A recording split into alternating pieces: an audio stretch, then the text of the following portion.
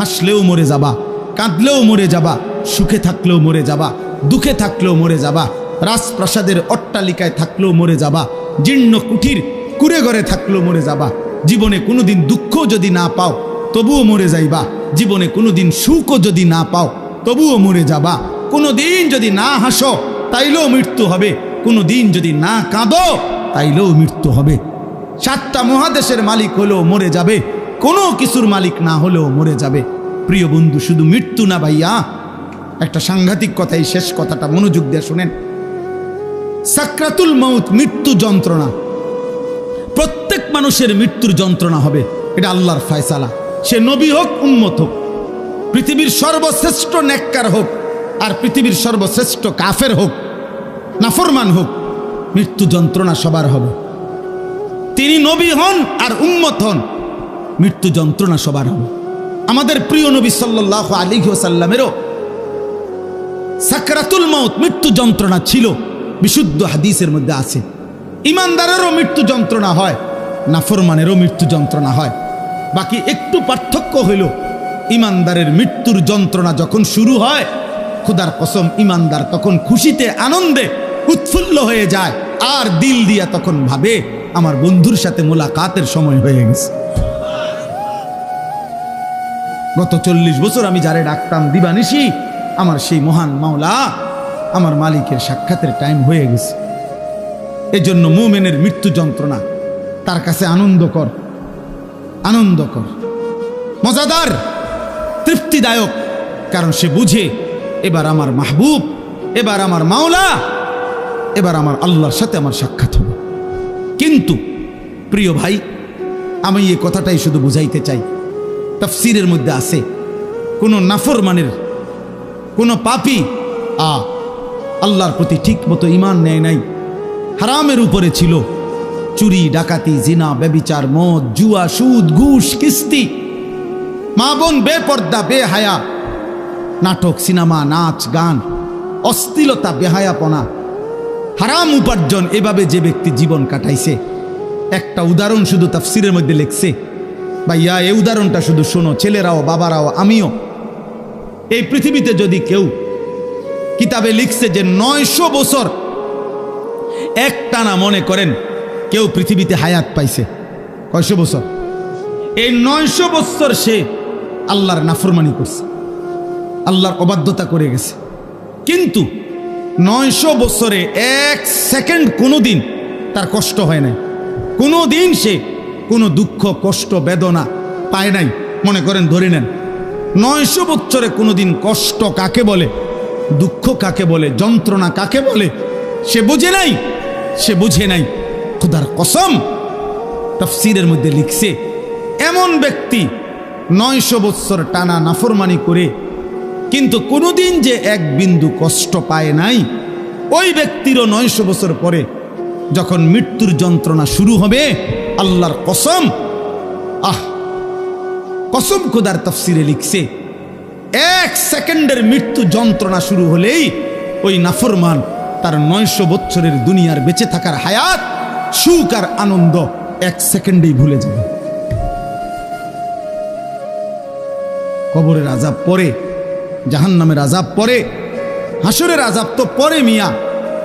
এই মৃত্যু যন্ত্রণার 1 সেকেন্ডেই সে তার সুখের দুনিয়া সব ভুলে যাবে। এজন্য 60 বছরও যদি নারী দেখো, ছবি দেখো, হারামের উপরে থাকো, হারামখোর, মৃত্যুর প্রথম সেকেন্ড তোমার দুনিয়া ভুলাই দিবে। মৃত্যুর প্রথম সেকেন্ড। ইমানদারের মৃত্যু যন্ত্রণাই যেখানে ভয়ানক, নাফরমানের মৃত্যু যন্ত্রণা কেমন? আমার কাছে কিতাব আছে, ওয়াজাআত সাকরাতুল মাউত বিল হক, আরবি কিতাব, এই কিতাবের নামে এটা। ওই কিতাবের মধ্যে লিখছে,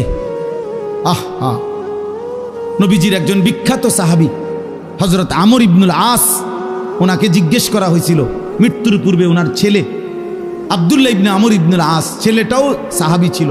উনি জিজ্ঞাসা করছে যে, আব্বা, আপনি তো নবীজির একজন বিখ্যাত সাহাবী, এই মৃত্যুর পূর্ব মুহূর্তে মৃত্যুর যন্ত্রণা, সাকরাতুল মাউত আপনার কাছে কেমন লাগতেছে? নবীর সাহাবী বলতেছে, ইয়া বুনাইয়া, কাআন্না জিবালাদ দুনিয়া আলা সাদরি ওয়া কাআন্নী আতানাফাসু মিন সাকবিল ইবরা। সাহাবী বলে, বাপ ছেলেরে আমার, মৃত্যুর এই পূর্ব মুহূর্তে সাকরাতুল মউত, মৃত্যু যন্ত্রণাটা আমার কাছে মনে হচ্ছে এই পৃথিবীর সমস্ত পাহাড় আমার বুকের উপরে চাপা দিয়ে রাখছে। কাআন্না জিবালাদ দুনিয়া আলা সাদরি, আর আমি যেন একটা সুইয়ের ছিদ্র দিয়া, সাকবিল ইবরা, সুইয়ের ছিদ্র দিয়া আমি যেন নিঃশ্বাস নিতেছি। আমার কাছে মৃত্যু যন্ত্রণা এমন মনে হচ্ছে। হযরত নূহ আলাইহিস সালাম ৯৫০ বছর দুনিয়াতে ছিলেন, ইমানদার নবী। ওই কিতাবে লিখছে, নূহ নবীকে মৃত্যুর পূর্বে জিজ্ঞেস করা হয়েছিল, যখন ওনার মৃত্যু যন্ত্রণা শুরু হয়েছে, ওনারে বলছিল যে, হে নবী নূহ, আপনি দুনিয়াতে কতক্ষণ ছিলেন, কতদিন ছিলেন দুনিয়া? উনি বলছে, আমার মনে হইতেছে এক ব্যক্তির একটা ছোট্ট ঘর ছিল, যেই ঘরের দুইটা দরজা, এক দরজা দিয়ে ঢোকে, আরেক দরজা দিয়া বাইর হয়। উনি বলেন, আল্লাহর কসম, আমার মনে হয়েছে আমি যেন দুনিয়ার হায়াতে এতটুকু ছিলাম যে এই ব্যক্তির এই ঘরের এই দরজা দিয়ে ঢুকছি আর ওই দিকটা বাইরে, এই কদ্দুর আমার মনে হইতেছে। অথচ কয় বছর? ৯.৫ বছর। উনি বলতেছেন, আমার এখন কখন? সাকরাতুল মউতের সময়। প্রিয় ভাই, নবীর যদি হয় এমন, সাহাবার যদি মনে হয় এমন, তো তোমরা যারা নামাজ পড়ছো না দোস্ত, তোমাদের কি মনে হবে? হারামখোর আপনার কি মনে হবে? এই সুদখোর, কিস্তিখোর, হারামখোর, কেমনে মৃত্যুর ওই প্রথম সেকেন্ডের যন্ত্রণা কেমনে সইবেন? আম্মা জান আয়েশা রাদিয়াল্লাহু তাআলা আনহা বলছে, রাসূলুল্লাহ সাল্লাল্লাহু আলাইহি সাল্লাম সাকরাতুল মউতের নবীজি সাল্লাল্লাহু আলাইহি সাল্লাম বারবার পানি দিয়া নিজের হাত মুবারক, নিজের চেহারা মুছতেছিলেন আর বলতেছিলেন, আল্লাহুম্মা আইন্নী আলা সাকারাতিল মউত। নিষ্পাপ নবী, মাসুম নবী, এক যাররা যার কোনো গুনাহ নাই, সেই নবী রাহমাতুল লিল আলামিন নবী, তিনি আল্লাহর কাছে বলতেছিলেন মৃত্যুর পূর্বে, আল্লাহ, মৃত্যুর এই যন্ত্রণার মুহূর্তে আপনি আমার সাহায্য করেন। নবীজির দোয়া, এটা বিশুদ্ধ হাদিস। নবীজি বলতেছিলেন, বারবার কালেমা পড়তেছিলেন, লা ইলাহা ইল্লাল্লাহ ইন্না লিল মাউতি সাকারাত। আল্লাহ, আপনি ছাড়া কোনো ইলাহ নাই। আল্লাহ, মৃত্যুর বড় যন্ত্রণা, মাওলা, মৃত্যুর বড় যন্ত্রণা। আপনি কে? আমাদের কি হবে ভাইয়া? এই শেষ আমার কথা, শেষ আমার। চাচারা, বাবারা, হ্যাঁ, আপনার আমল আপনি ঠিক করেন। ৬০ বছর বিড়ি খাইতে খাইতে কবরে যাইবেন, একটা গরু জবাই করে গেরাম খাবাইয়া আমনেরে বেহেস্ত দিয়ে দিব। হ্যাঁ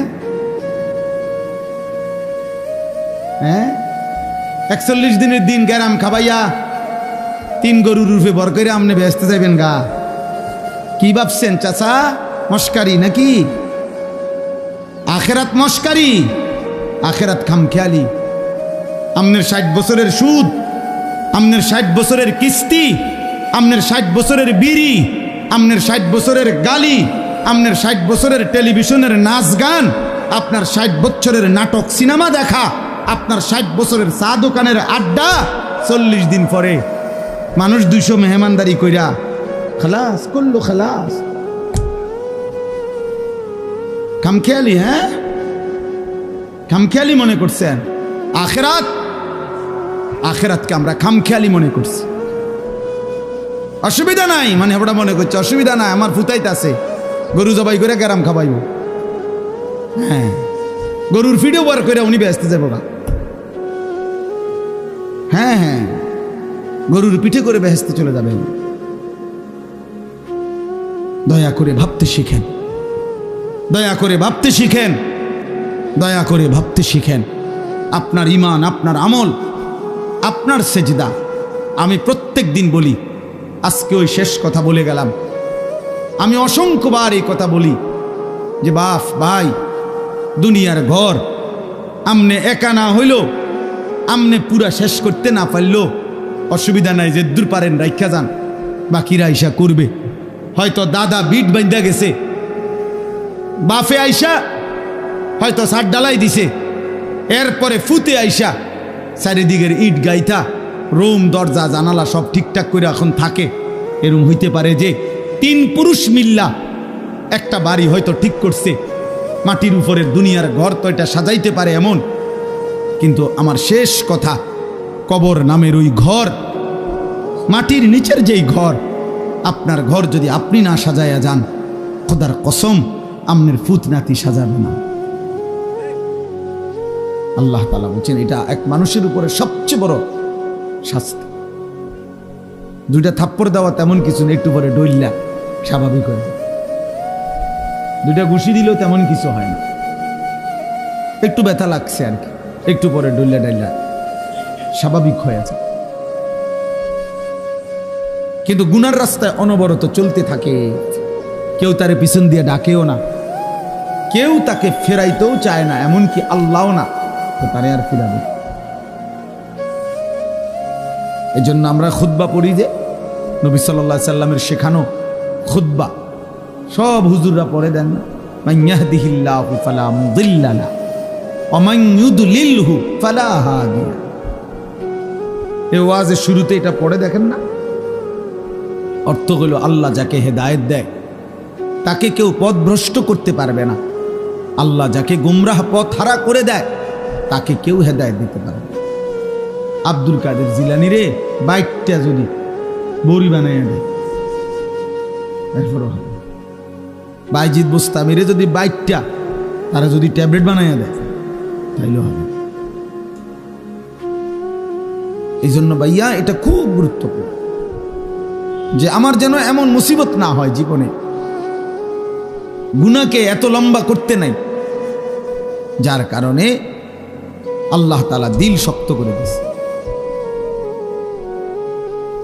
ফাকাসাত কুলুবুহুম, আল্লাহ তাআলা বলেন আমার বান্দা দীর্ঘদিন গুনাহ করছিল, নাফরমানি, তো আমি একদিন তার অন্তর পাথরের মতো শক্ত বানিয়ে দিলাম।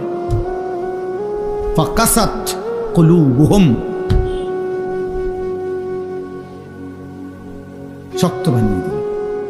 এবার আর কোনোভাবে এই দিলের মধ্যে এক বিন্দু পরিমাণ নিজের পরিণতি হবে কি, নিজের যাবে কোথায়, এটা আর ভুলে গেছে। এটা বহুত বড় মুসিবত। নুয়াল্লিহি মা তাওয়াল্লা ওয়া নুসলিহি জাহান্নাম। আল্লাহ তাআলা বলেন আমার রাসূলের বিরুদ্ধে যে চলে এবং আমার মুমিনদের পথের উল্টো যে চলে, রব্বুল আলামিন বলেন একদিন আমি তাকে উল্টো পথেই চালাইতে থাকি। বেশি দিন আমার উল্টা চলতে চলতে রাসূলের একদিন আমি তাকে উল্টো পথেই চালাই, আর এই উল্টো পথেই একদিন তাকে আমি জাহান্নামে ফেলে দেব। আর কোনোদিন ফিরবার কথাও মনে পড়বে না। আহ আহ 60 বছর হয়ে গেছে, এবারে মইরে কবরে গেছে, এবার কিস্তি ওটার ফুতে শোধ করে, বলেন তো বুঝেন না এমনি কথাটা? ওনার ব্যাংকের লোন ওনার ফুতে শোধ করে, তো উনি কি মৃত্যু পর্যন্ত কোনোদিন মনে হয়েছিল না? আর ওনার কেমনে মনে হয় ওনার কিস্তি না চলে? আমার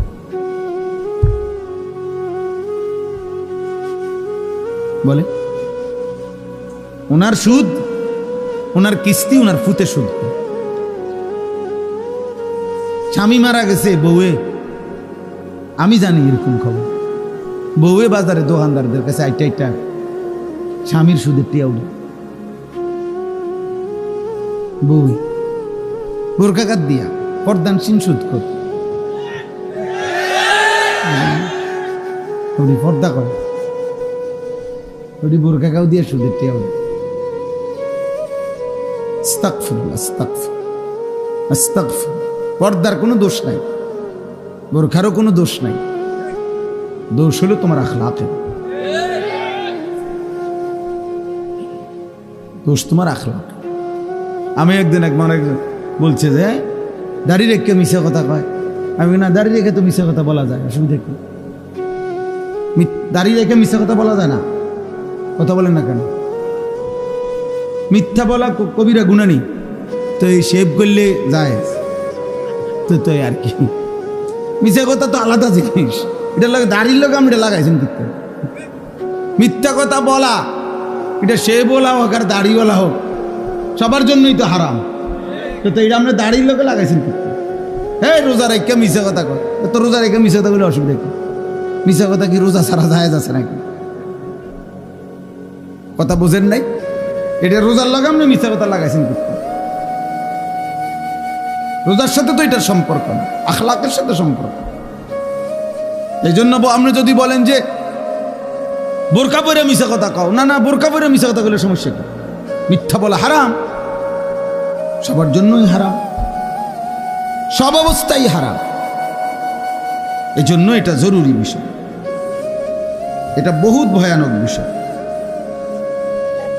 আমি এটাই দেখাইতে চাইছিলাম। এই দেখেন, ওয়ালা ইয়াকুনু কাল্লাযীনা উতুল কিতাবা মিন ক্বাবলু ফাতালা আলাইহিমুল আমাদু ফাকাসাত কুলুবুহুম ওয়া কাসীরুম মিনহুম ফাসিকুন।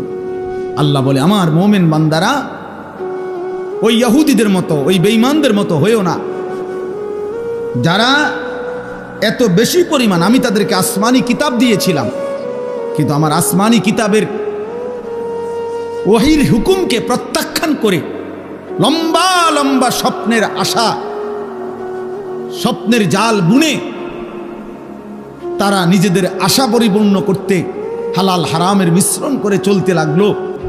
ফলে আমি একদিন ফাকাসাত কুলুবুহুম, তাদের অন্তর পাথরের মতো মজবুত করে ফেলব। এবার আর পাক নাফাক, হালাল হারাম, জায়েজ না জায়েজের কোনো অনুভূতি যাবে না। মাকেও দেখে, নিজের বোনকেও দেখে, রাস্তার মহিলাকেও দেখে, বিবিকেও দেখে, টেলিভিশনের নর্তকীকেও দেখে। মানে এই নাফরমানের কাছে হালাল হারামের কোনো পার্থক্য নেই। ওর কাছে ওর বিবি আর টেলিভিশনের মহিলা বরাবর। নিজের বউরও দেখে, সিনেমার নর্তকীরও দেখে, বরাবর বরাবর। ও তার মাকেও দেখে, অন্যের নারীকেও দেখে, বরাবর বরাবর। এই স্বভাব জানোয়ারের স্বভাব, এই স্বভাব কুকুরের স্বভাব। কুকুরের কাছে পাক নাফাক আলাদা কিছু নেই। কুকুর মানুষের ফেলে দেওয়া খাবারও মুখ দেয়, পায়খানা তো মুখ।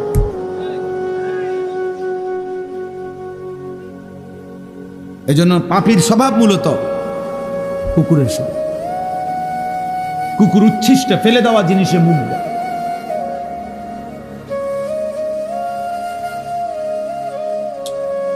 আল্লাহ আমাদেরকে বুঝ দান করেন। দোস্ত, এই জন্য আমি বলতেছিলাম আল্লাহর কথা মনোযোগ দিয়ে শুনবার, দিল দিয়া।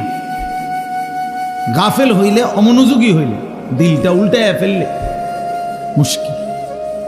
আল্লাহ নবী সাল্লাল্লাহু আলাইহি ওয়াসাল্লাম বলছেন, ইন্না কুলুবাল ইবাদ বাইনা ইসবাআইন মিন আসাবি'ir রহমান ইউকাল্লিবুহু কাইফা ইয়াশা।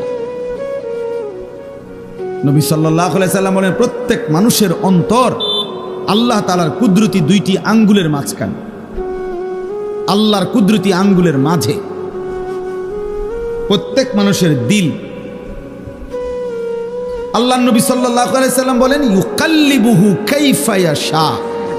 আল্লাহ মানুষের দিল যেভাবে ইচ্ছে সেভাবে উলটপালট করতে পারে।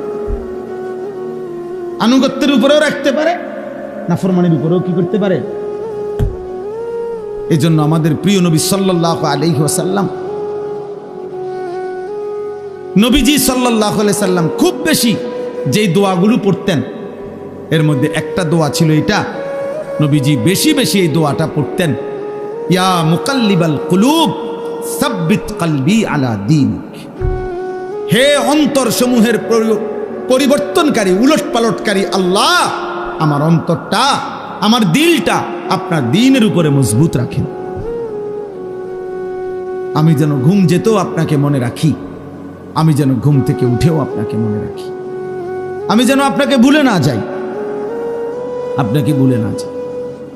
আমি যেন আপনাকে ঘুমাবার আগেও মনে রাখি, ঘুমাতে উঠেও মনে। এই জন্য নবী সাল্লাল্লাহু আলাইহি সাল্লাম ঘুম যেতেও দোয়া করতেন, ঘুম থেকে উঠেও দোয়া করতেন কিনা? আল্লাহুম্মা বিসমিকা আমুতু ওয়া আহয়া। আবার ঘুম থেকে উঠে বলতেন আলহামদুলিল্লাহিল্লাযী আহয়ানা বা'দা মা আমাতানা ওয়া ইলাইহিন নুশুর। খাবারের শুরু তো আল্লাহর নাম নিতেন, তো খাবার শেষ করেও আল্লাহর নাম। বাথরুমে ঢুকতেও আল্লাহর নাম নিতেন, তো বের হয়েও আল্লাহর নাম।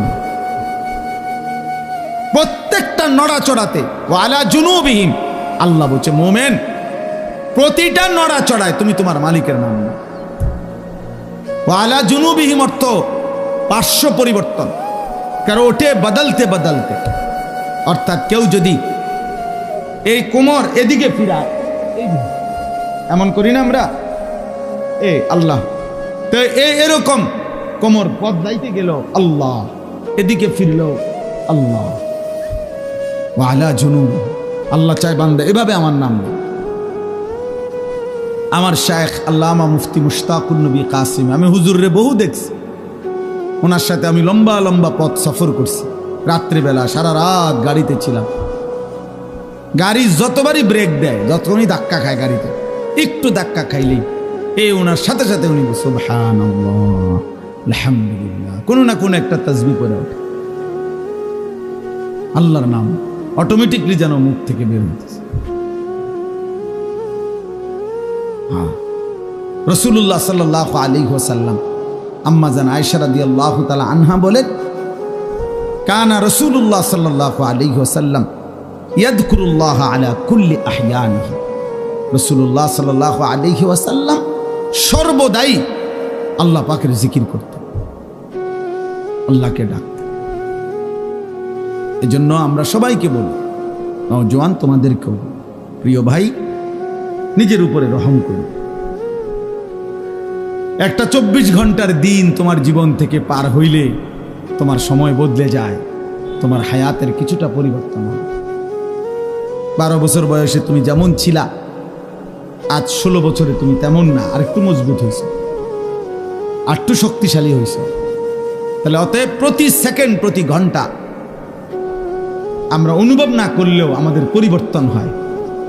জিন্দিগির তো পরিবর্তন হয়, শরীর স্বাস্থ্যের তো পরিবর্তন হয়, কিন্তু ঈমান আমলের কি হালাত, ঈমান আমলের কি হালাত? প্রতিদিন একই রকম, প্রতি বছর একই রকম, প্রতি সপ্তাহ একই রকম। এটা দুর্ভাগ্য ছাড়া আর কিছু। একদিন সুখে কিংবা দুঃখে, আনন্দ কিংবা বেদনায়, হাসি কিংবা কান্নায় আমরা কিন্তু কবরে চলে যেতে হবে। এই আজকে শুধু আমি এটাই বলতে চাই, আমি যে 4টা আয়াত পড়ছি, কোরআনুল কারীমের 26 নম্বর পারা, 50 নম্বর সূরা, সূরায়ে কাফ। এই সূরার 4টা আয়াত 16, 17, 18, 19। এই 4টি আয়াত মূল বক্তব্য হলো আল্লাহ তাআলা বলতেছেন 2টা কথা। একটা হলো বান্দা 5টি জিনিসের তত্ত্বাবধানে তুমি আমার আসো, প্রতিটা বান্দা তোমরা আমার 5টি জিনিসের তত্ত্বাবধানে আছো, নিয়ন্ত্রণে। এটা একটা কথা আল্লাহ বলছেন এখানে। আরেকটা বলছেন এই তত্ত্বাবধান, এই নেগ্রান, এই পর্যবেক্ষণ, এই অবস্থার উপরেই একদিন সত্য সত্য তোমাদের মৃত্যুর যন্ত্রণা শুরু হবে, আর তোমাদের মৃত্যু হবে, তোমরা কবরে চলে যাবে। এই কথাটা আল্লাহ এখানে বলছে। 1 নম্বরে আল্লাহ বলছেন ওয়ালাকাদ খালাকনাল ইনসান। প্রথম কথা বান্দা মনে রেখো, সমস্ত মানুষ আমি আল্লাহই সৃষ্টি করেছি। তাই একটি মানুষ 1 সেকেন্ডের জন্য এই কথা ভাবার কোনো সুযোগ নাই আল্লাহকে, দুনিয়ার কারো ব্যাপারে আপনি এটা বলতে পারেন, দৌড় বেটা তোর নেতা, বেটা তোর নেতা, কেডা এত কেডা, আঙ্গালের ভূত কাঙ্গাল, এত কত বড় নেতা বেটা, পকেটে রাহি বেটা। মানুষ অনেক সময় কয় না অহংকার দেখাইতে গিয়ে, যা বেটা বড়াই দেখাস বেটা।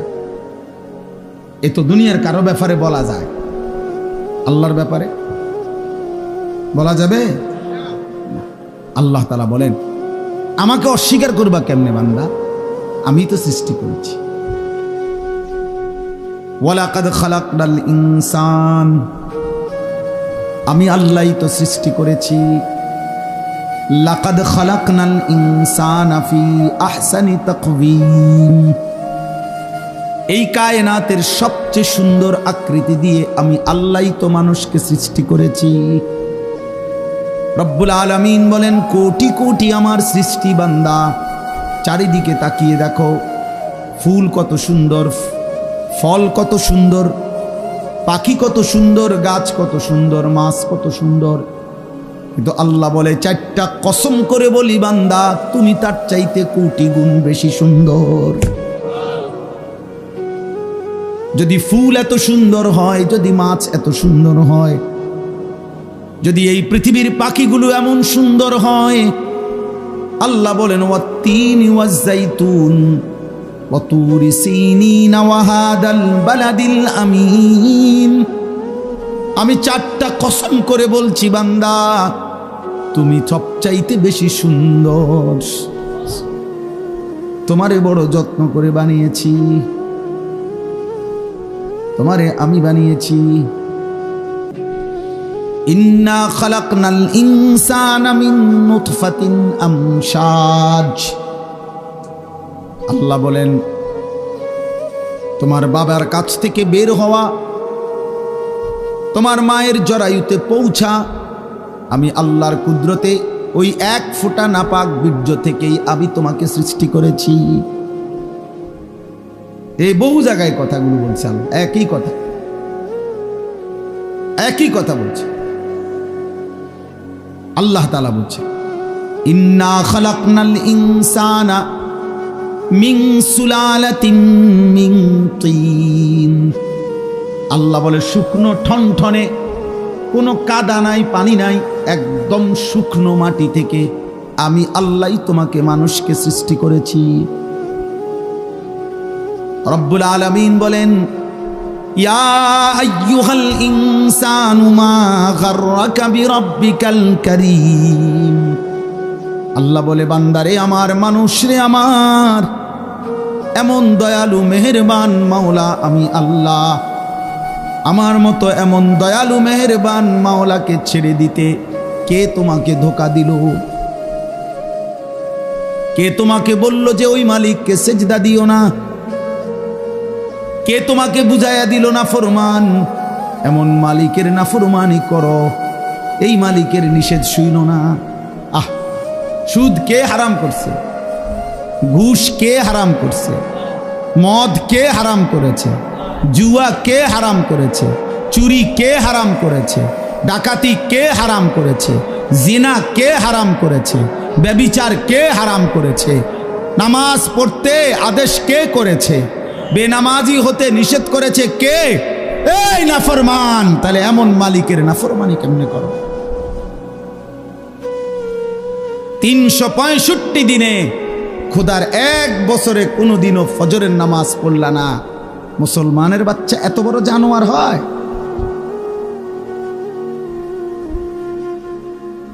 হ্যাঁ,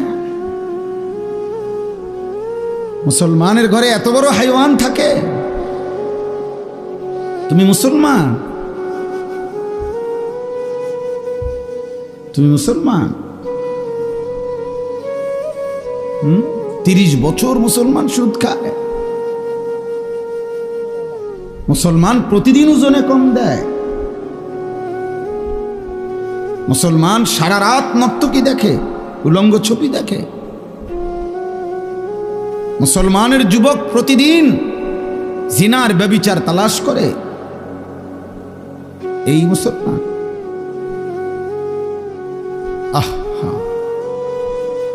আমার কাছে কিতাব আছে, মিসালি নওজোয়ান, উর্দু কিতাব।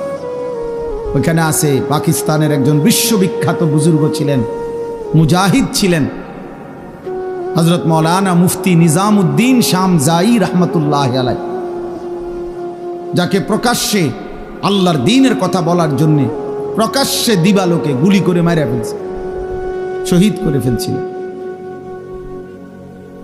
তিনি বলছিলেন, হে যুবক, উনি যুবকদেরকে লক্ষ্য করে একটা কথা বলছিলেন যে হে যুবক, এই পৃথিবীর প্রথম দিন থেকে এই পর্যন্ত পৃথিবীর ইতিহাস তুমি খুঁজে দেখো। পৃথিবীর ইতিহাসে যত সংগ্রাম, যত মতবাদ, যত চিন্তা, যত চেতনা, যত আন্দোলন, যত উদ্দেশ্য, যত লক্ষ্য এই পৃথিবীতে বাস্তবায়ন করতে কেউ চাইছে, তো সেই জন্য যখনই খুন দরকার হয়েছে, রক্ত দরকার হয়েছে, জান দরকার হয়েছে, সর্বপ্রথম প্রত্যেক যুগে, প্রত্যেক কালে প্রতিটি মতাদর্শ, প্রতিটি মতবাদ প্রতিষ্ঠার জন্য কলিজার খুন যারা পেশ করেছে তারা যুবক। যতবার এই পৃথিবীতে রক্ত লাগছে ততবার যুবকের রক্তই ব্যবহার হয়েছে।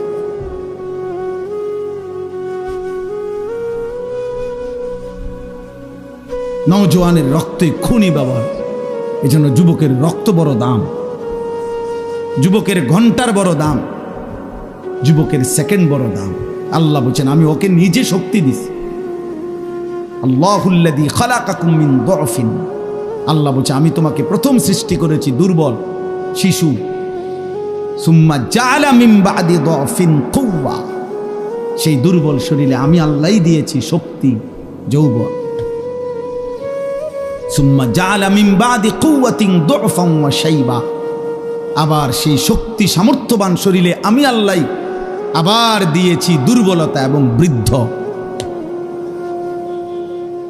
এই জন্য নওজোয়ান, কথা তো ছিল তোমরা ইসলামের জন্য লড়বা, কথা তো ছিল তোমরা আল্লাহর দ্বীনের জন্য কথা বলবা।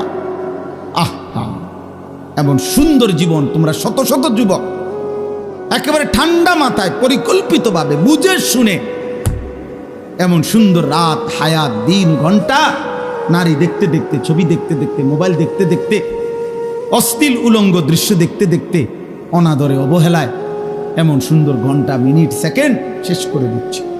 আহা, ঠিক হলো না। এই পৃথিবী গড়বে কে? তাই ইসলামের জন্য কিছু করবে কে? তাই আল্লাহর দ্বীনের জন্য কিছু করবে কে? বাপ, সারা পৃথিবীর মজলুম মুসলমানকে কে বাঁচাবে? মাহাদির পক্ষ হয়ে লড়বে কে? তাইলে দাজ্জালের বিরুদ্ধে লড়বে কে? আল্লাহর দ্বীনের জন্য বুক সোজা করে দাঁড়াবে কে? তাই তোমরা তো আমাদেরই সন্তান। তোমাদের যাদের বয়স 16 বছর, আমার 16 বছরের সন্তান আছে। আমার প্রথম সন্তানের বয়স 16 বছর। অতএব তুমি আমার সন্তান। তুমি ভেবে দেখো তো, রাসূলুল্লাহ সাল্লাল্লাহু আলাইহি ওয়াসাল্লামের দুইজন বিখ্যাত সাহাবী, কিশোর সাহাবী,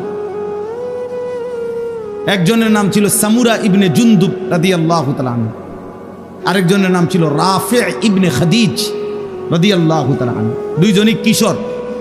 কিশোর বলা হয় করিবুল বুলুগ, কিশোর বলা হয় এই 13, 14, 14.5, 15-র আগে, মানে যার বীর্যপাত শুরু হয় তাকে বলে যুবক। এর আগের টাইমটারে, এর আগের 1-1.5 বছর 2 বছরের কয় কিশোর। যার উপরে গোসল ফরজ হয় তার আগের সময়টাকে বলে কিশোর। ওনারা দুইজন ছিলেন কিশোর সাহাবী। বদরের যুদ্ধের দিন দুইজনেই ওনারা যুদ্ধের ময়দানে, তো রাফে ইবনে, দুইজনেই আসছে লাইনে, কিন্তু রাফে ইবনে খাদিজ উনি একটু চালাকি কইরা লাইনে যখন দাঁড়াইছে, তো বৃদ্ধাঙ্গুলির মধ্যে, সরাসরি হাদিসে আছে, বৃদ্ধাঙ্গুলির মধ্যে উনি একটু ভর দিয়া নিজের লম্বা দেখাইছে। ফলে উনার অনুমতি হয়ে গেছে ওই সাইজ দেখা, হে লম্বা আছে, ঠিক আছে, সমস্যা নাই, এগুলোর লগে মিলে। কিন্তু এই সামুরা ইবনে জুনদুব উনি আর এটা তো বোঝে নাই, উনি এমনি স্বাভাবিক দাঁড়ায় আসছিল। ফলে উনারে একটু ছোট মনে হয়েছে, তো উনারে সরাই দিছে মানে লাইন থেকে। উনি যখন বুঝছে উনারে আর নিবে না, তখন উনি উনার আব্বা কে বলছে, বাবা আপনি নবীকে বলেন আমারে তো নিবে না কয়। অথচ জানেন আব্বা, ওরে যে নিছে রাফে ইবনে খাদিজকে, ও আমার লগে কুস্তিতে পারবে না, কুস্তি লাগলে আমি ওরে হারাই লেতে পারো, আপনি কম নবী, আমার শক্তি বেশি, আমি সাইজে ছোট। আল্লাহ নবী সাল্লাল্লাহু আলাইহি সাল্লাম শুনে অবাক হয়ে গেছে, বলছে আচ্ছা তো লাগো তো দেখি। তো সত্যি সত্যি সামুরা ইবনে জুনদুব রাফে ইবনে খাদিজকে কুস্তিতে হারাইয়া ফেলছে। আল্লাহ নবী সাল্লাল্লাহু আলাইহি সাল্লাম দুইজন কিশোর সাহাবীর জিহাদের আগ্রহ দেখে দুইজনকেই অনুমতি দিয়ে দিয়েছে। দোস্ত আমার, এ তো ইতিহাস, এটা গল্প না। একটা মাহফিলের আয়োজন হয়েছে আর আমরা কিছু কথা বললাম আর আপনারা শুধু 2-4 বার সুবহানাল্লাহ কইয়া চলে গেলেন। না রে বাপ, এতটুকুর জন্য মাহফিল না। একটু বিবেক জাগানো, অনুভূতি জাগানো, আখিরাতের ফিকির জাগানো, পরকালের ভয় তৈরি করা, নিজেদের দায়িত্ব, কর্তব্য, আত্মপরিচয়। যে পরিচয় জানে না ভাইয়া, তার চাইতে বড় বদনসিব, হতভাগা আর কি। কোনো বাসের মধ্যে যদি কোনো প্যাসেঞ্জার উঠে, কন্ডাক্টর যদি বলে ভাড়া দেন, কই নামবেন? এই প্যাসেঞ্জার যদি বলে আমি জানি না আমি কোথায় নামবো, তোমার যেখানে ভাল লাগে তুমি নামাই দিও। আহা, এই কন্ট্রাক্টর ওই হেল্পার রে যে দরজার কাছে দাঁড়াইয়া মানুষ উড়ায়, ওরে কি বলবে যে এই পাগল করতে উড়াইনি, এই মাতাল দিক কই যাবে, এটাও কই তারা বলবে কি না? বলো ভাই, এই বলো না। তাইলে তোমরা যারা এক ওয়াক্ত নামাজ পড়ো না, তোমরা কই যাই বাবা? আমি জানতে চাইলাম তোমাদের, বলো না বাপ। তোমাদের যাদের চুল কাফেরের মতো, বেঈমানের মতো, এই ডান দিকে যাদের চুল বড়, বাম দিকে যাদের চুল বড়, সামনের দিকে যাদের চুল বড়, এই তো কাফেরের চুল। আর ঠিক কোন লাগতো না, এটাই সত্য। এটা ঠিকের কিতাব, এটাই তো সত্য কথা। হ্যাঁ, এটা কারো ঠিকের জন্য অপেক্ষা নাই, এটাই সত্য। আহা,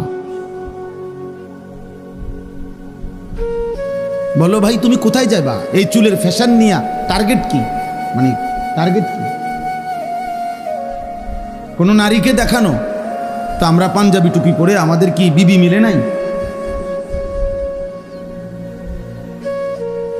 এই পৃথিবীর টুপি দাড়িওয়ালা তাহলে বিয়ে করে নাই? তো তুমি কোন দিকে যাচ্ছ আমার দোস্ত? বলো প্রিয় ভাই, বলো। যাদের শরীর নাফাক, পেশাব পায়খানা করে ঠিক মতো টয়লেট পেপারও ব্যবহার করো না, পাক নাফাকের, বিশেষ করে পেশাব করে যারা পাক নাফাকের ধার ধারো না, এই নাপাক শরীর নিয়ে তুমি কোথায় যাবা ভাইয়া? টার্গেট কি? কোথায় থামবা গিয়ে?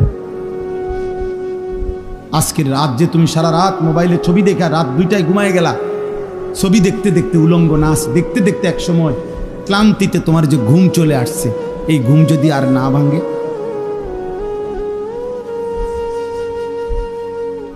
অনেক সিএনজির পিছনে লেখা থাকে, বাসের পিছনে লেখা থাকে, ঘুম ভাঙলে সকাল, না ভাঙলে পরকাল,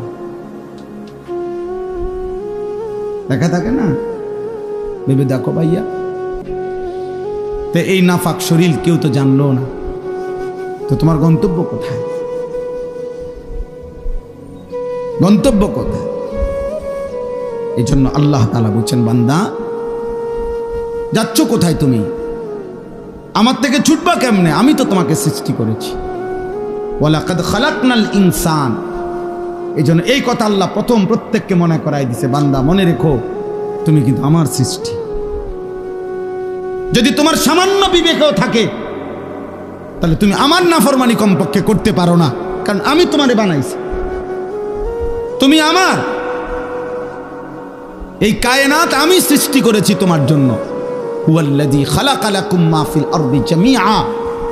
আল্লাহ বলছে তামাম দুনিয়ার সব কিছু আমি আল্লাহ তোমাদের জন্য সৃষ্টি করেছি। ওয়াসাখখারা লাকুম মা ফিস সামাওয়াতি ওয়াল আরদ। আল্লাহ বলেন আসমান ও জমিনের সব আমি আল্লাহ তোমাদের অধীনস্থ করে দিয়েছি। আমি অধীনস্থ না করলে তোমাদের বিমান বাতাসে উড়তো না, আমি অধীনস্থ না করলে তোমাদের জাহাজ পানিতে ভাসতো না। এটা আমি আল্লাহ তোমাদের অধীন করেছি। ওয়াযাল্লালনাহা লাহুম ফামিনহা রাকুবুহুম ওয়া মিনহা ইয়াকুলুন। সূরা ইয়াসিনের আয়াত। আল্লাহ বলেন চতুষ্পদ প্রাণী, গরু, ওট, মহিষ, গাধা, ঘোড়া আল্লাহ বলেন এগুলো আমি তোমাদের অধীন করেছি, ফলে কোনোটা তোমরা জবাই করে গোশত খাও আর কোনোটার পিঠে চড়ে তোমরা চলাফেরা করো। আমি অধীন না করলে পারতাম না। একটা ঘোড়া তুমি তোমার মতো দেড় বিড়া বেড়া ঘোড়ারে তুমি সামাল দিতে পারতা না। একটা লাথি দিলে তুমি উড়ে যাবে। কিন্তু আল্লাহ বলেন ওকে আমি তোমার অধীনস্থ করে দিয়েছি বান্দা। তাহলে এই গোটা কায়নাত আমি তোমার জন্য দিলাম, তোমাকে আমি বানাইলাম। মিন আইয়ি শাইইন খালাকাহু ফাকাদ্দারা সুম্মা সাবিলা ইয়াসসারা। আল্লাহ বলে ধীরে ধীরে আমি সৃষ্টি করেছি। একদিন মায়ের পেট থেকে আমি তোমার বের হওয়ার রাস্তা সহজ করে এই পৃথিবীর আলো দেখবার সুযোগ দিয়েছি। আমি সুযোগ দিয়েছি বান্দা। আলাম নাজআল লাহু আইনাইন। আল্লাহ বলে দুইটা চোখ। বলো তো বান্দা, তোমার বিবেক যদি থাকে তুমিই বলো আমি কি তোমাকে দুইটা চোখ দেই নাই? কথা বলে উত্তর দেন। দিয়েছেন? ওয়া লিসানাও ওয়া শাফাতাইন। আল্লাহ বলে জিহ্বা আমি দেই নাই? দুইটি ঠোঁট আমি দেই নাই? বলে এভাবে বারবার কোরআনে আল্লাহ তাআলা মনে করাই দিছে বান্দা আমি সৃষ্টি করেছি, আমি সৃষ্টি করেছি। তুমি আমার থেকে সরতে পারতা না, তুমি আমার বাঁধন থেকে ছুটতে পারবা না। যত বড় শক্তিধরী হও, তুমি যত বড় অহংকারী হও না কেন, তুমি জমিনে যত বড়াই করো না কেন, আমার অধীন থেকে তুমি ছুটতে পারবা না। ওয়ালা তামশি ফিল আরদি মারাহা ইন্নাকা লান তাখরিকাল আরদা ওয়া লান তাবলুগাল জিবালা তুলা। আল্লাহ বলে আমার বান্দা অহংকার করে জমিনে হেঁটো না, কারণ যত জোরেই পাও মারো না কেন তুমি তো মাটি ফাটাইতে পারবা না। আবার ঘাড় যত উঁচাই করো না কেন তুমি তো ওই পাহাড় সমান লম্বা হইতে পারবা না। বড়াই করো কেন? অথচ বৃষ্টির ফোঁটা পানি জমিন ছিদ্র করে ফেলে, কিন্তু তোমার বুট জুতা তো জমিন ফাটাইতে পারে না, ফাটাইতে পারে না। এক তাল গাছ তো তোমার চাইতে লম্বা, এক সুপারি গাছ তো তোমার চাইতে লম্বা, একটা খেজুর গাছ তো তোমার চাইতে লম্বা। অহংকার করো কেন? এক বুজুর্গকে, এক যুবককে এক বুজুর্গ আল্লাহর ওলি ওই যুবককে বলছিল হে যুবক অহংকার না করে ধীরে সুস্থে হাঁটো। যুবক তখন বলছিল এই মিয়া আমা তারিফুনি, চেনেন আপনি আমাকে, আমি কে? কথা বলতেছে। তখন ওই বুজুর্গ বলছেন হ্যাঁ চিনি তো তোমাকে, চিনি। ও কে বলে? ও চিনি তোমাকে, তুমি হলা সেই মানুষ যার প্রথম শুরু ছিল দুর্গন্ধযুক্ত নাপাক একটু বীর্যের ফোঁটা। তোমাকে চিনি আমি, ও চিরেই মৃত্যুর মাধ্যমে যে হয়ে যাবে দুর্গন্ধযুক্ত একটা পচা লাশ। তোমাকে চিনি আমি, যে এই হায়াতটুকু নিজের পেটে প্রতিদিন চলাফেরা করতেছে, বহন করছে কিছু নাফাক পায়খানা। এই হলে তুমি। বড়াই করছো কেন? তোমার আমি চিনি না? তুমি তো দুর্গন্ধযুক্ত নাপাক এক বীর্যের ফোঁটা ছিলা, আর চোখ বন্ধ হলেই তুমি হয়ে যাবা দুর্গন্ধযুক্ত পচা লাশ। আর পেটে এখন তোমার আছে দুর্গন্ধযুক্ত কিছু পায়খানা। তো যার শুরু মাঝখান শেষ সবই দুর্গন্ধ, তার আবার অহংকার কিসে? তার আবার অহংকার কিসে? একজন বিশ্ববিখ্যাত খলিফা ছিলেন হযরত ওমর ইবনে আব্দুল আজিজ রাহমাতুল্লাহি আলাইহি, ইসলামের পঞ্চম খলিফা। তিনি বলতেন মাঝে মাঝে কবরস্থানে গিয়ে হযরত ওমর ইবনে আব্দুল আজিজ কবরের দিকে তাকাইয়া বলতো ইয়া মাউতু মাজা ফাআলতা বিল আহিব্বা, হে মৃত্যু, হে কবর, আমার বন্ধুদের সাথে তুমি কি করেছো বলো, আমার আপনজনদের সাথে তুমি কি করেছো বলো তো। আইনাল আহবাব আইনাল আসদিকা আইনাল জুল্লাস আইনাস সাম্মার। অর্থ হলো আমার বন্ধুরা কোথায়, আমার আত্মীয়রা কোথায়, আমি যাদের সাথে বসতাম তারা কোথায়, খুশিরা আমি তার কাছে থাকি, আমারে আড়াল করবা কেন? এই তিনটা কথা। আরেকটু, তাহলে তিনটা হইল। এক নাম্বার, আল্লাহ আমারে মনে করাই দিছে, আনিস আমি তোমাকে সৃষ্টি করেছি। দুই নাম্বার, আল্লাহ আমাকে বলতেছে, আনিস তোমার অন্তরের গভীরে যেই কথা আসা যাওয়া করে কল্পনাগুলোও আমি জানি। তিন নাম্বার, তোমার রক্তের শিরা উপশিরায় আমি আল্লাহ তাআলা তার চাইতে বেশি কাছে আছি। এবার চার নম্বরে আল্লাহ বলেন, ইজিয়াতালাক্কাল মুতালাক্কিয়ানে আনিল ইয়ামিনে ওয়া আনিশ শিমালি কাঈদ। আল্লাহ বলে, বান্দা 4 নম্বরে মনে রেখো, 24 ঘন্টা তোমার ডানে এবং বামে আমার 2 জন ফেরেশতা আছে। আছে? কথা বলে না? আছে তো? ওরা লিখছে। এই 4টা হল। 5 নাম্বার, মা ইয়ালফিজু মিন কাউলিন ইল্লা লাদাইহি রাকিবুন আতীদ। আল্লাহ বলে, বান্দা তারা তো 2 জন আছেই, অতিরিক্ত আরেকজন ফেরেশতা আছে যে তোমার এই 2 জবান মানে 2 ঠোঁটের মাঝখানে যে জিহ্বা, এই জিহ্বা দিয়ে তুমি যা বলো, যখন যা বলো, যা করো, 24 ঘন্টায় তুমি যেই শব্দটাই বলো না কেন, উচ্চারণ করো না কেন, ভালো মন্দ, উপকারী অপকারী, জিকির দাও করো আর গালি দাও, আল্লাহ বলে এই জিহ্বা দিয়া যা বের হয়, আল্লাহ তাআলা বলেন আমার আরেকজন ফেরেশতা তোমার মুখের প্রতিটা উচ্চারণ লিখে রাখে। এই কয়টা হলো? 5টা। কয়টা? 5টা। 1, আমি তোমাকে সৃষ্টি করেছি, আমার থেকে যাইবা কেন? 2, তোমার অন্তরের গভীর বিষয়টা আমি জানি, আমার থেকে লুকাবা কেন? 3, আমি তোমার রক্ত প্রবাহিত শিরা উপশিরা তার চাইতে বেশি নিকটে আছি, তুমি আমাকে লুকাবা কেন? 4, আমার 2 জন ফেরেশতা 24 ঘন্টা তোমার পাশে আছে, তুমি তাদের ফাঁকি দিবা কেন? 5, আমার একজন ফেরেশতা তোমার জবানের সমস্ত উচ্চারণ লিখে রাখতেছে, তাকে আড়াল করবা কেন? এবার আল্লাহ বলেন, শেষ কথা হলো এই, আল্লাহ তাআলা বলেন, ওয়াজাআত সাকরাতুল মাউত বিল হক। বান্দা এই আমি দেখতেছি, আমি জানি, আমি তোমার কাছে আছি, আমার 2 জন ফেরেশতা, আমার একজন পৃথক জবানের কথা লেখার ফেরেশতা, এই পুরা তত্ত্বাবধানের ভিতরেই আমি আল্লাহ তোমারে জানিয়ে দিলাম, তুমি কাজে লাগাও বা নষ্ট করো হায়াতটাকে, আমল করো কিংবা নাফরমানি করো, আনুগত্য করো আর অবাধ্যতা করো, তুমি মনে রাখো এই অবস্থাতেই একদিন তোমার ওয়াজাআত সাকরাতুল মাউত বিল হক, সত্য সত্য কাজে লাগাও আর বরবাদ করো, একদিন সত্যি সত্যি তোমার মৃত্যু যন্ত্রণা চলে আসবে, মৃত্যুর সময় হয়ে যাবে। আর প্রত্যেক মানুষের মৃত্যুর সময় সর্বপ্রথম তার একটা মৃত্যুর যন্ত্রণা শুরু হয়, এটারে সাকরাতুল মাউত বলে।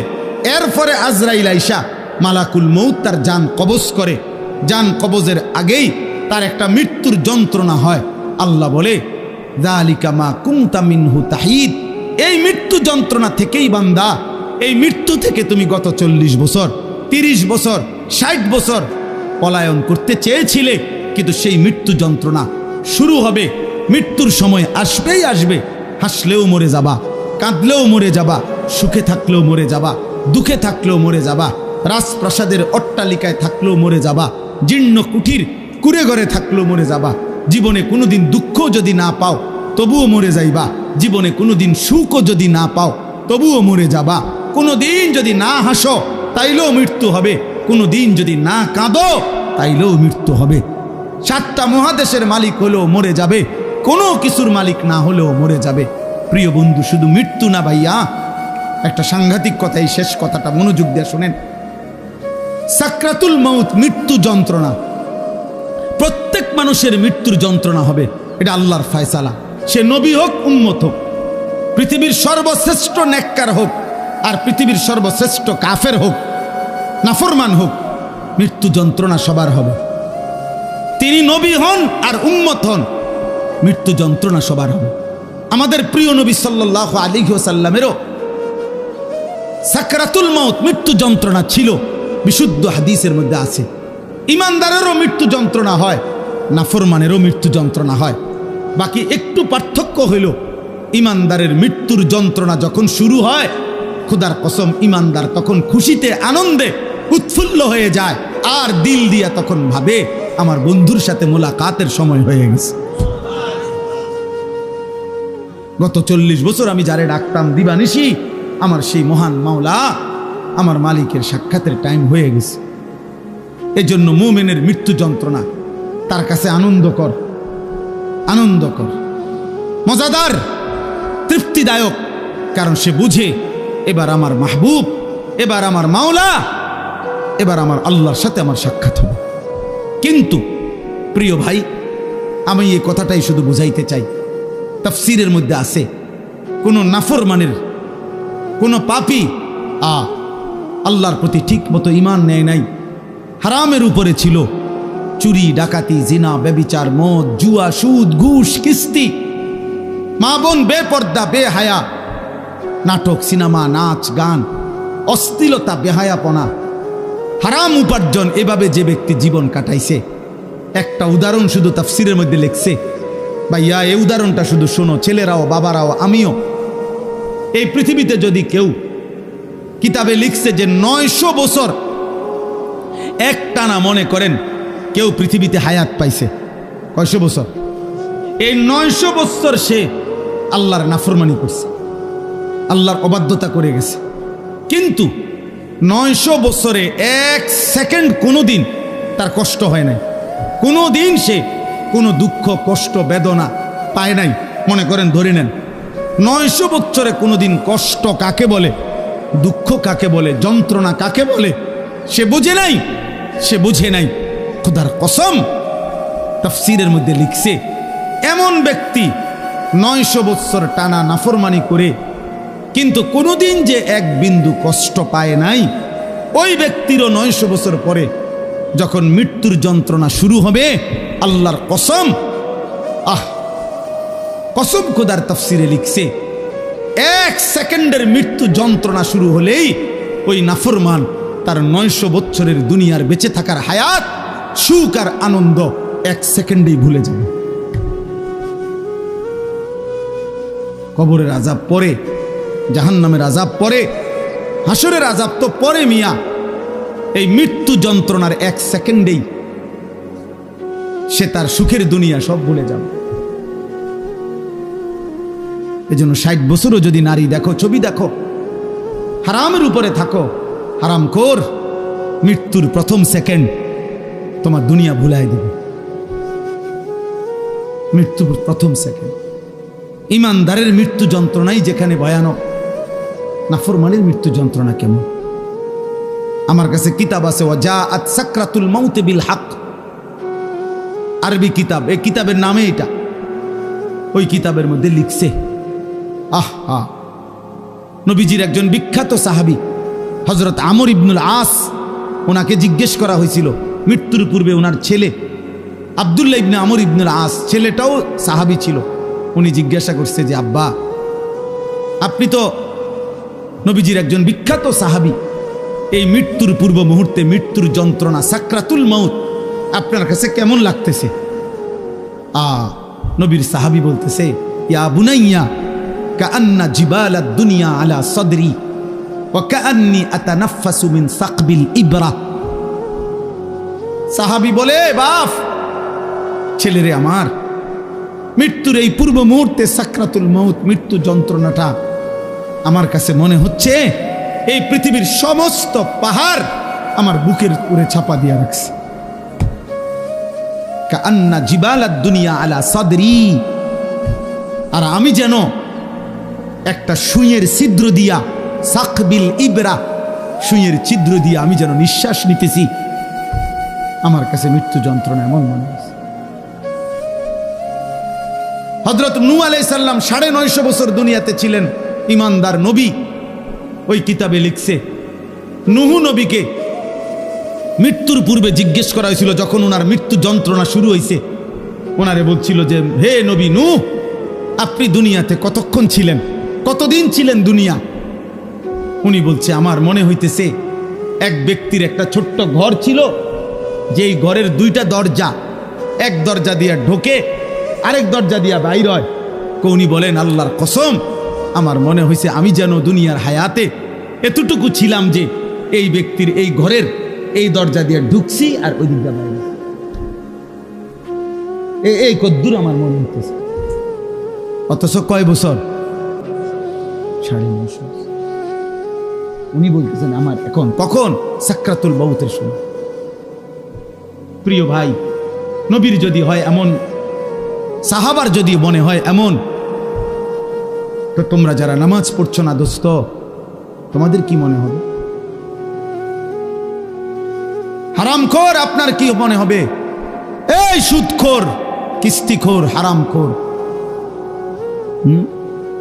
কেমনে মৃত্যুর ওই প্রথম সেকেন্ডের যন্ত্রণা কেমনে সইবেন? আম্মা জান আয়েশা রাদিয়াল্লাহু তাআলা আনহা বলছে, রাসূলুল্লাহ সাল্লাল্লাহু আলাইহি সাল্লাম সাকরাতুল মউতের সময় নবীজি সাল্লাল্লাহু আলাইহি সাল্লাম বারবার পানি দিয়া নিজের হাত মুবারক নিজের চেহারা মুছতেছিলেন আর বলতেছিলেন, আল্লাহুম্মা আইন্নি আলা সাকারাতিল মউত। নিষ্পাপ নবী, মাসুম নবী, এক যাররা যার কোনো গুনাহ নাই, সেই নবী রাহমাতুল লিল আলামিন নবী, তিনি আল্লাহর কাছে বলতেছিলেন মৃত্যুর পূর্বে, আল্লাহ মৃত্যুর এই যন্ত্রণার মুহূর্তে আপনি আমার সাহায্য করেন। নবীজির দোয়া, এটা বিশুদ্ধ হাদিস। নবীজি বলতেছিলেন, বারবার কালেমা পড়তেছিলেন, লা ইলাহা ইল্লাল্লাহ ইন্না লিল মাউতি সাকারাত।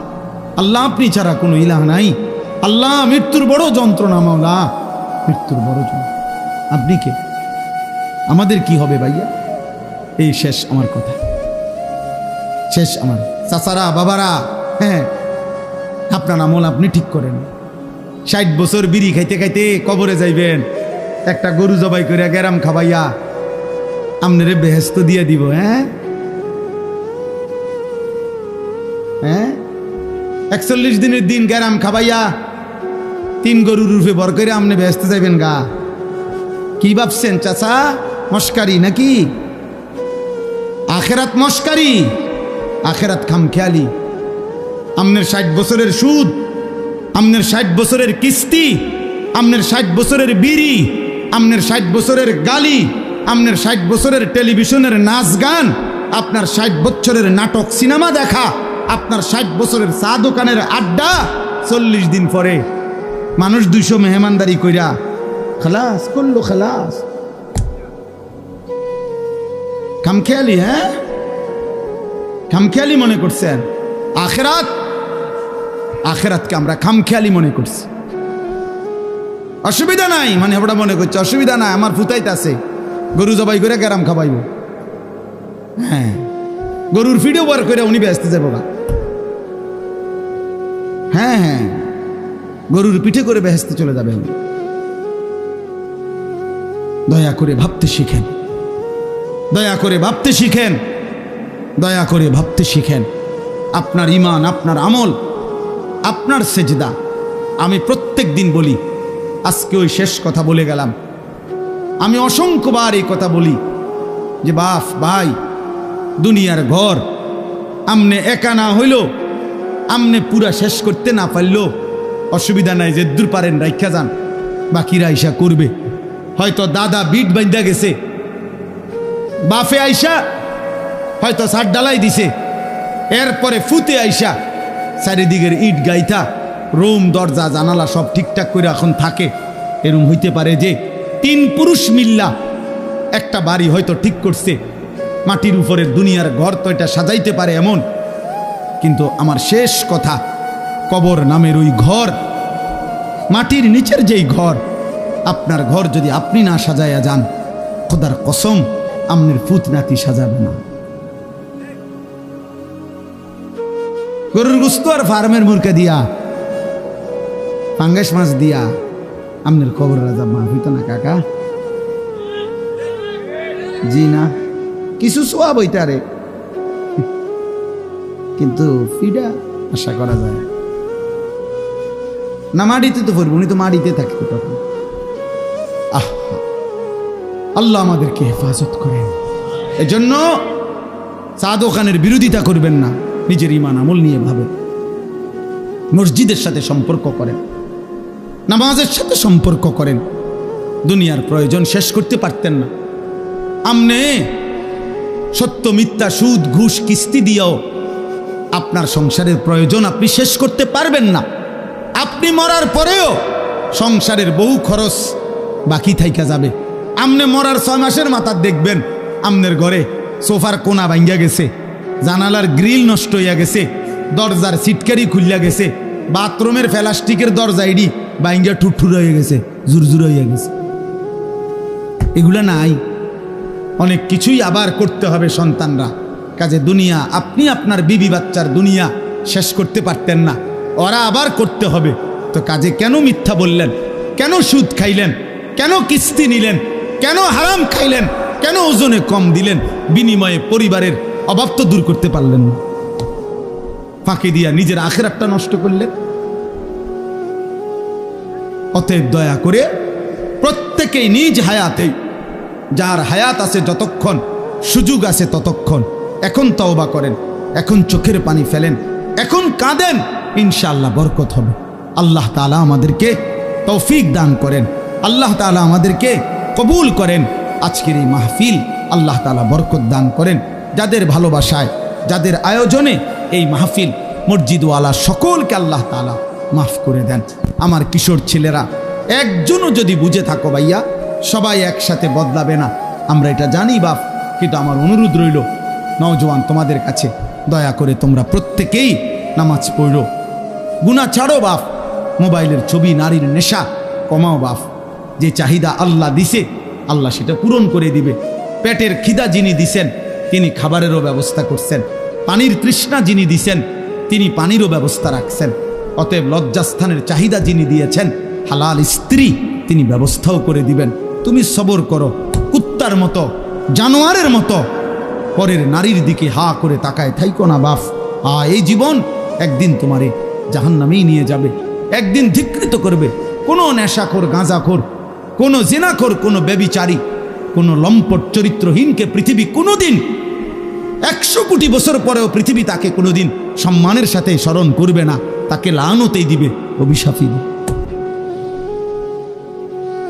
আরো 1000 কোটি বছর পরেও ফেরাউন নিকৃষ্টই থাকবে, আরো 100 কোটি বছর পরেও জুনায়েদ বাগদাদি সম্মানিতই থাকবে। অতএব পৃথিবী তোমারে থুতুই মারবে, বেনামাজিকে, চরিত্রহীনকে। আল্লাহ আমাদেরকে হেফাজত করেন, আল্লাহ সকলকে কবুল আর মনসুর করেন। আলহামদুলিল্লাহ রাব্বিল আলামিন। আল্লাহর কথা বসে শোনা এটা আদব, এটা জরুরি, গুরুত্বপূর্ণ। বসে শুনতে হয়, এতে বরকত হয়, এতে বরকত হয়। নবী সাল্লাল্লাহু আলাইহি ওয়াসাল্লাম যেখানেই কথা বলতেন, সাহাবায়ে কেরাম নবী সাল্লাল্লাহু আলাইহি ওয়াসাল্লামের কথা বসে শুনতেন।